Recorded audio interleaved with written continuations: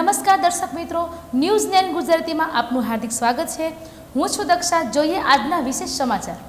રાણપુરના Paliyad road પર સર્જાયો અકસ્માત।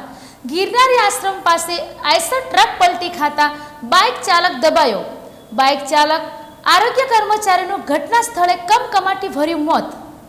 રાણપુરના પાળિયાદ રોડ પર આવેલ ગિરનારી આશ્રમ પાસે આઈસર ટ્રક પસાર થયો હતો, જેના ચાલકે સ્ટીયરિંગ પરથી કાબુ ગુમાવતા ટ્રક પલટી ખાઈ ગયેલ।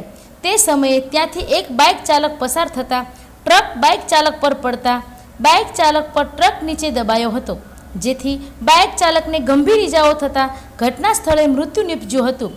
અકસ્માતના પગલે સ્થાનિકો દોડી આવ્યા હતા અને પોલીસને જાણ કરવામાં આવતા રાણપુર પોલીસ ઘટના સ્થળે પહોંચી મૃતદેહને પીએમ માટે હોસ્પિટલ ખસેડેલ તેમજ અકસ્માતને લઈને રાણપુર પોલીસ દ્વારા તપાસ કરતા મૃતક યુવાન રાણપુર તાલુકાના અલમપુર ગામના ઘનશ્યામભાઈ ઝાલા હતા અને તેઓ રાણપુર આરોગ્ય વિભાગના કર્મચારી હોવાનું પોલીસ તપાસમાં બહાર આવ્યું હતું।